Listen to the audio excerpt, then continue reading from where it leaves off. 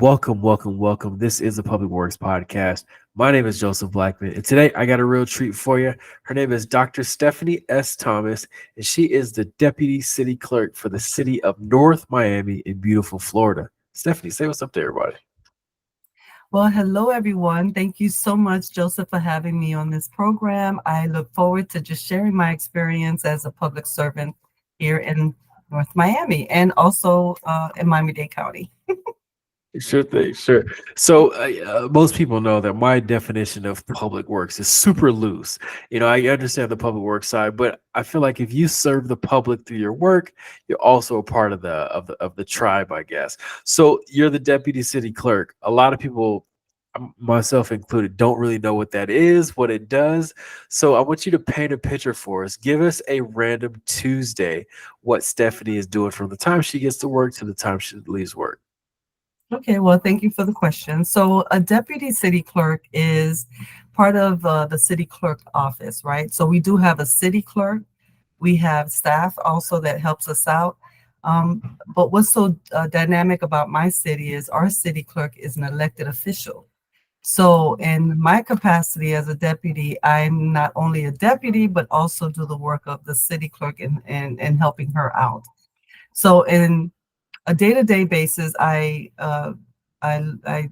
basically take care of the day-to-day operations of the city, meaning from financial to budgeting to making sure the workflow is where it should be, making sure that staff is, doing their part as far as, public servants. I supervise about 5 people here in our office. We also do passports here. Uh, we provide services in that realm. We help individuals fill out information when it comes to passport. We also do lobbyist registrations. There's a plethora of services that we do provide here in the city clerk's office, and we're really good with transparency. Where on our website we have all our information as far as services that we provide, and try to guide people in the best way that we can. That's interesting. Yeah. I kind of wanted to unpack a concept. So the elected official concept. Um, Talk to us about why a city clerk is an elected official versus like, I don't know, somebody you just hire and bring on. And then what other positions that are elected officials kind of go in line with it. And then maybe like others positions in your time within the public sector should be elected versus like just normal employee type. Okay. Good question. So every municipality have their own code of ordinance, meaning they're sort of like a black book, right? Of rules and regulations that we should be following. And these rules are adopted through a public setting with the mayor and council. And also the voters are the ones that vote on whether mayors and councils should have certain term limits, like 2 years, 4 years, or whatever. So with the city clerk position, the elected city clerk, she was elected into office by the people. So this is in our code of ordinance where she is an elected official. And anytime that could change, you never know, depending on what the people want, in their respective municipality. Uh, she is similar, well, the elected clerk is similar to an elected official. The only difference is they do not make decisions on the dais. Uh, the role of the elected city clerk is similar to a city clerk that is appointed by either a city manager or a mayor or a council on a dais. So those are the differences, if that Okay, makes that sense. makes sense. Yeah, it's starting to come together for me.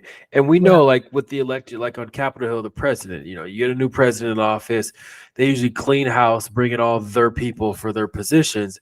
right. What is it like when there's a new elected official for you? Is it something where you know that, hey, I might I might need to pack up my box here, get my get my cardboard box ready, or is it like no, like I've been through so many elected officials, business as usual? It could be that way, but technically, uh, by, excuse me one second, based on there are rules that we have to follow, which is the sunshine rules, right? Elected officials are not supposed to be involved in the hiring and firing of staff, right? So in a way, my position is a little protected because of the city manager, who is my supervisor, as well as the clerk, who gives in, their opinion or their point of view. But the city, they try to be as fair as possible. They'll actually either keep the person in that seat or they'll move them to another department. So those are the choices that we do have available when a new elected person comes in. And so, Gotcha. yeah. Gotcha. So let's hit the rewind button a little bit. So, 15-year-old Dr. Stephanie, or 15, you probably weren't a doctor then, but 15-year-old Stephanie, did you know you wanted to be a deputy city clerk? Was the public, the work side, something in your future? Did you know that then, or what was your career path from, let's say, high school all the way up until today? So great question. No, I did not know anything about the government as much as I know now. I didn't even know there was a deputy clerk or a clerk. In my career path as a public servant, I realized that this role is so important in our municipalities and in government in general, right? Because if you don't have this office in place, how do you have elections? Who's going to actually help the people and guide them in that respect, right? 15-year-old Stephanie, like 10 years ago. You're supposed to laugh, Jason. Joseph. Um, I'm with you. no, my career path back then, I wanted to be a pharmacist, right? And when Okay. I finished high school and went to college, my father was really strict. He did not want me to go away for school. So I ended up having to change my career path. I actually have a master's in health informatics. I have a master's in public administration, and I have a doctorate in health sciences. So my passion is in the health field. And I plan to go back to it one day, but I still do my community involvement aside from my public servant space right now. Yeah, yeah. I Yeah. always like to ask, like, how do you scratch that health itch while you're with it? Because, I mean, you could be working 40, 50 hours a week, things are going crazy, like, but still deep down inside, you've got that background. That's something that, young Yes. 15-year-old Stephanie from 10 years ago, that's what she wanted to do. So how do you Yeah. kind of practice that on the side, maybe nights and weekends, to where it kind of fulfills you in that regard?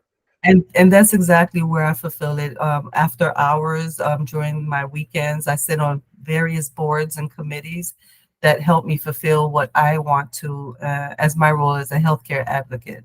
So that's where my passion is, and I'm Yeah. building on that. Exactly. Hmm.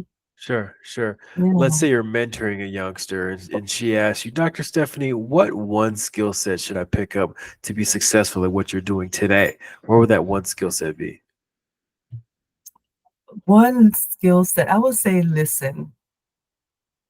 Listen. Okay. That's very important. And reading is important, right? Asking questions. Listening, I think, is very important because you learn a lot from your mentors and you learn a lot from your mentees as well, right? And by me having a mentor, it helped me catapult and level up into who I am today. Yeah. Okay. Okay. All right. Story time. I need a story from Dr. Stephanie. When something went wrong under your watch, what you did to fix it, and then what lessons you learned from it to apply to your future career. Oh, that's a heavy, heavy question. So, as my role as a deputy city clerk, there was one time where a candidate came in and they started doing their paperwork and during qualifying, and they were missing one document. And we had a deadline of noon, and it was close to noon. So the person walked out and they decided to come back afternoon. I Mm, had to make the difficult decision of saying no because we have laws and rules we have to abide by. We cannot make adjustments for people that are not ready for what they're qualifying for. So, I took the initiative of calling the attorneys to make sure that, what my decision was going to be is the correct one. And I went along and I went with it. And because of that, I felt that I did the right thing. Of course, others were not happy, and we ended up in the newspaper. So Okay. yes, the candidate was not happy, but I know that in the end, I felt comfortable with my decision. Yeah, Right. yeah. So Good tough, stuff. tough, tough, tough situation at that time. Yeah, and the reason why I asked that question is because there's others out there listening to the show, and they might be in that same, conundrum that you were in. Like, oh, should I do this? And not necessarily rat the other person out, but say, hey, they're doing it wrong. Here's how we can do it right. Move Right. forward with it onward versus like, oh, let's just not do anything and hopefully nothing bad happens. So, Right. yeah, thanks for that. No worries. No How does worries. Steph how does Stephanie week by week, day by day, month by month show up better and better? What do you do that's intentional that keeps your sword sharp? So I enjoy reading. I also enjoy watching YouTube videos. I do a lot of professional development courses as well. As a matter of fact, I'm in a program now where it's teaching me to be a better leader, right? Because we can always improve on our skills, improve on what we do, and how to help others become leaders as well. So day to day, I do that, and I also attend, these committee meetings and that helps me engage with others and communicate with others and build that platform that I'm looking to build for my future, especially as a health advocate. Yeah, yeah. Okay, Yeah. okay. Yeah. What would you say is the biggest misconception about your position? Something that, let's say, I asked a friend of yours, they don't work with you, but they know you pretty well. And I asked them, I said, what does Stephanie do all day? What value does she provide to the community? What would she get totally wrong in answering that question? Oh boy, the misconception is that we are the hmm, I don't know. People think that we are the hub of the city, right? People come to us for all kinds of information, but people feel that we have all the documents that the city, can provide to, individuals that are asking for public records. No, that's not the case. If anything, we're the liaisons. We're the ones that contact the various departments so that we can obtain the documents that are being requested. So really, we're just, the conduit, the liaisons that's helping get the information out to the public. Yeah. We're Gotcha. not the Gotcha. operators.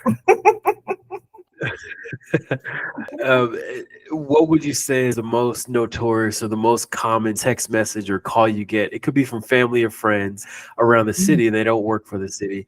They're like, "Hey, Stephanie, what's going on on A Street? Like, what's the city doing about this? When are you gonna fix this?" Like, people feel like they have a bat line to somebody who works with the city to get stuff figured out. Well, because we do passports, we get a lot of passport questions, right? And there's not too many municipalities that provide that service. I would say Yeah, maybe three or four municipalities that provide it. So it's an honor when individuals do call and ask us questions, or if I'm at, any public setting, if anyone has a questions, I'll help them as much as possible, but I always encourage them to come to the office or make an appointment so we can further assist them. Yeah. yeah, yeah. Instead of trying to figure it out over the phone or text message. Yeah. So what's the why behind, North Miami taking on like the task of passports? Was it something that, because like you said, there's four cities that do that, or small More or less, number. yes. So Mhm. what's the why behind doing that versus outsourcing it to another company? So we've been servicing, we've been a passport agent, not an agency, but for lack of a better word, agency, right? For over 20 years. We noticed that individuals did need passports, but the closest passport agency is downtown. And a lot of individuals don't have transportation. So we figure, why not have it here at the city where it's, a city that's between other major cities the people can come to easily to have their passports done. And I think because of our services, other municipalities have opened their doors to also provide the same service as well. Yeah. Sure, sure. what's Mhm. like the numbers of like how many passports you process a week or a month? Like, is it a lot or is it a little? No, I would say in a month we can process close to 500 to 800 passports, and in the summer, and before the summer, so people try to obtain their passports, for the summer vacation. So between January and April, we have an influx of people that do come in, especially during spring break and things like that, so that they can prepare for the summer break and also for the holidays that are coming up. Wow, So we get a interesting. we get a lot of people through here. Yes.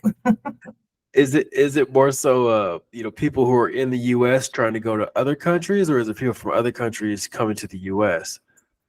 So it's mostly people that are here or people from other municipalities or other states that are coming here.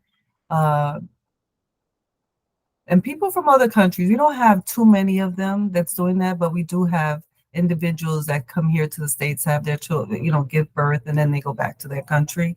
And that's when they come in to try to have their passport for their newborns.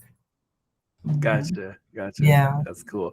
We took our son and daughter to get passports. I think he's like 8 months at the time. You kind of just prop him up or you lay him.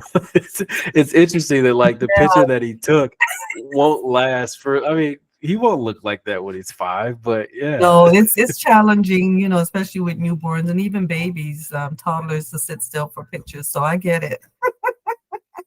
And that's why their So, passports are only good for 5 years because they do grow up, yeah, right?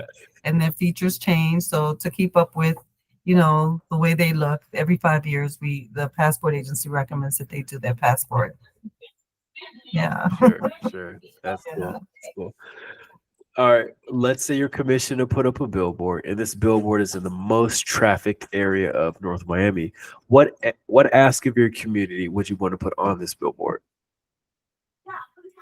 What ask?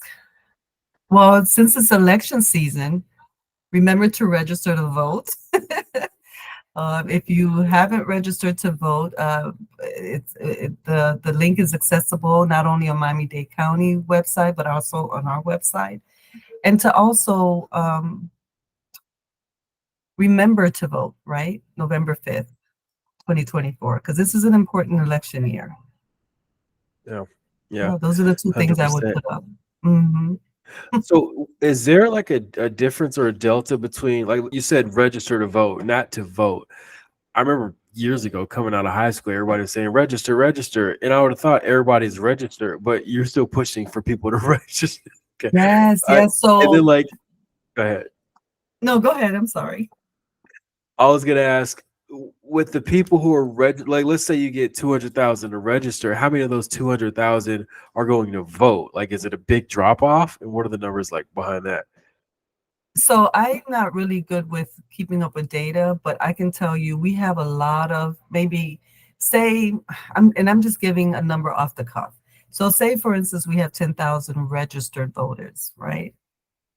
Unfortunately, the turnout rate for individuals to come out to vote is very low. And it's been like that for a couple of Really? years, which is very sad. So registering Yeah. to vote is one thing, but coming out to vote is another. It's very important. And I mean, it's part of our democracy to do that, right? Because if we don't vote, whoever comes into office is who we get. And we may not be happy with that. So, Yeah. yeah, so my message are those two things. And of course, in high school, at the age of 18 is when students are asked to register. But then we were also pushing a campaign um, for students that are even 17 years old to make a commitment to register to vote. So they would fill out this form so that Uh, by the time they're 18, that information can go back to them and then they officially register to vote by the time they're 18. So yeah. they do not forget by that time. Yeah. That's pretty cool because I mean, when you're busy, like I mean, now I see all the political signs starting to pop up. When you're young, you don't know what time of the year No, it is or what. Yeah, and you brought a very good point, Joseph. A lot of our registered voters, they're not even aware there's an election going on, even in their local municipality, right? And that's scary. yeah. Yeah. That is scary. That's a whole nother 2-hour conversation. Yeah. All right, Stephanie, I always like to leave a space on the show for you to thank mentors you had along your journey. And then also, I want you to give a word of inspiration and motivation to your fellow countrywide deputy city clerk counterparts. Thank you, Joseph. Thank you for the opportunity. So we just celebrated from May 5th to May 11th, Clerk and Deputy City Clerk Week, which is a Okay. fabulous time that we really recognize our profession and how important it is for our government, for our constituents. So please visit our website at www.northmiamifl.gov. We have tons of videos showing how our office really captivated this week that just passed for Clerks Week, and we shared what we do here in our office. I also want to thank not only my mentors, but my mentees who keep me in line here at the office and outside. Without them, I would not be the person I am today. I'm very humble to, be in their midst whenever they help me out with my leadership skills. So I thank them for that. And I Sure. appreciate the time here with you, Joseph. Yeah. Yeah. This was All right. really nice. Last question here, but not least. Let's say I'm coming to North Miami and I text you ahead of time and I say, Dr. Stephanie, where can I go to get the best burger in North Miami? Where are you going to send me? Oh my gosh, the best burger? Oh, that's a good question. I don't know. We have so many fine restaurants around here. I said just explore and come check us out. Or what kind of food or where are you going for lunch if it's like a big event? Like where does Okay, Stephanie so go? there's a couple. We have Cafe Creme. We have Cats. That's not too far from here. We have a variety of cultures here. We have Little Havana. Oh my gosh, you're putting me on the spot here. There's so many fabulous places around here. But those are just a few that I do frequent and I do like. Okay. And of course, Chef Okay. Creole we have as well here in North Miami as well, if you're looking for Caribbean food. Yeah. Okay. Okay. Well, Yeah. Dr. Stephanie, thank you for hopping on the podcast today. Thank you for sharing your wealth of information and knowledge. To all the listeners out there, make sure you share this with somebody who you think needs to hear it. Any final words before we get out of here? No, thank you for listening. If I'm here if you need me. Remember, we do passports here in the city of North Miami, here at City Hall. So you're welcome to make an appointment, and we'll be happy to help you with whatever your needs are. Thank you, Joseph. Sounds good, Dr. Stephanie. Thanks for hopping on the show. This has been the Public Works Podcast, and thank you everybody for tuning in.